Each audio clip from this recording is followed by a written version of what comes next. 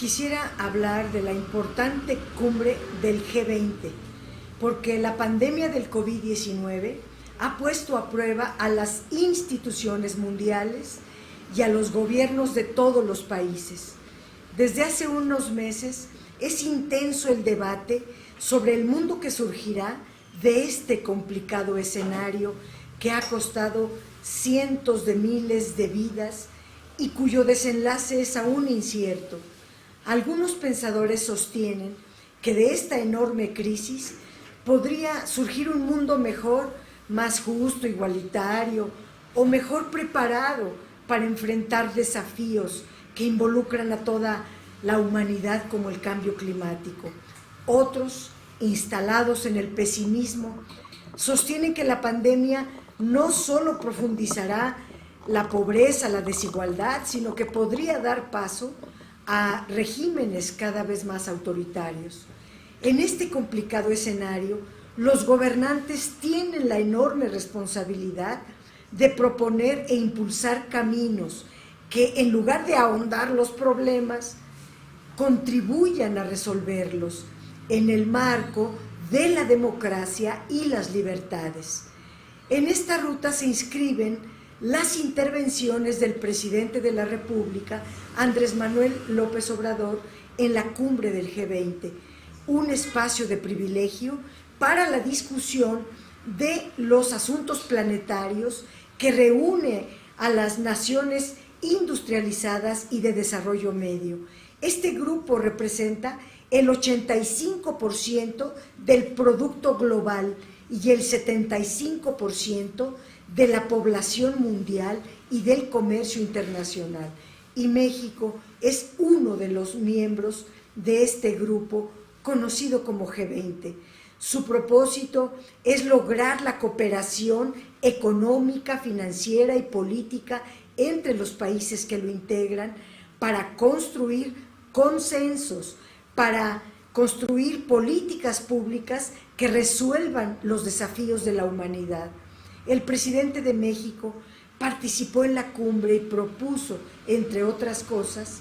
que las naciones pobres del planeta sean apoyadas con la reducción de sus pesadas deudas y de los intereses que por ellas deben pagar, y propuso que se puedan otorgar facilidades económicas a los países pobres ante la crisis derivada de la pandemia del COVID-19. Señaló que los gobiernos no deben contratar deuda para afrontar la pandemia, porque iría en contra del futuro de los países que así lo decidan. Asimismo, dijo que las deudas privadas no deben convertirse en deudas públicas, sobre todo si es en beneficio de unos pocos a costa del sufrimiento de muchos y de las nuevas generaciones, y que el rescate económico debe hacerse de abajo hacia arriba. Primero, ayudar a los pobres y no centrar las acciones gubernamentales solo en destinar fondos públicos a empresas, a instituciones financieras en quiebra. Su propuesta es congruente con la política que ha aplicado México en relación con mantener la disciplina fiscal y no contratar más deuda que exceda la capacidad de pago de nuestro país. Además, resaltó las medidas de apoyo a la población que se han incentificado, los programas sociales prioritarios, principalmente los que se entregan a las grandes mayorías, recursos directamente entregados a los grupos pobres, a las micro y pequeñas empresas. A diferencia de otras crisis, ya no se transfieren recursos a las grandes empresas ni se aplican rescates a los bancos, cuya práctica implicó que el gobierno federal adquiriera enormes deudas que aún se siguen pagando y que limitaron la capacidad de endeudamiento para aplicarlo en programas de beneficio de la población.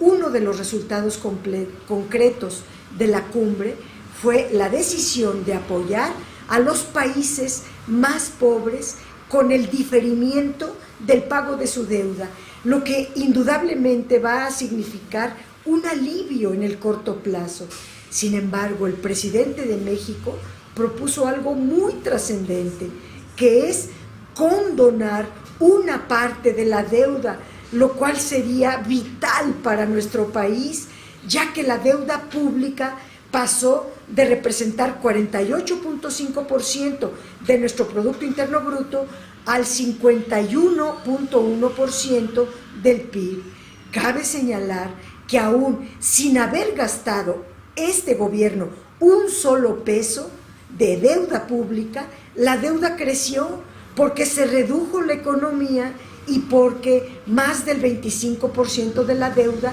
es deuda externa, está contratada en dólares y con la devaluación la deuda se encareció y creció con respecto del PIB. Aún no se han tomado decisiones concretas en el sentido de cuáles países y bajo qué condiciones se aplicarán los diferimientos de pago,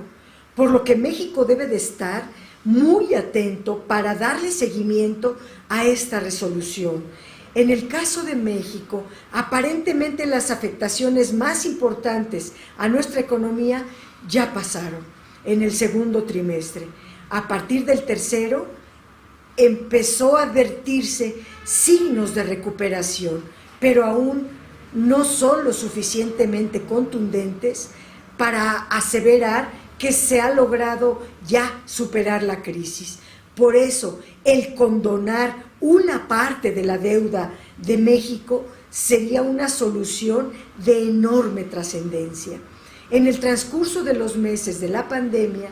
hemos visto cómo esta estrategia rinde frutos positivos y estamos seguros de que seguiremos viéndolos y más temprano que tarde quedará probado que escoger nuestra propia vía fue lo mejor para todas y todos. La fraternidad universal, sostuvo López Obrador, debe ser la marca de estos tiempos para hacer frente a la crisis sanitaria mundial, a la crisis económica más grave de los últimos 100 años.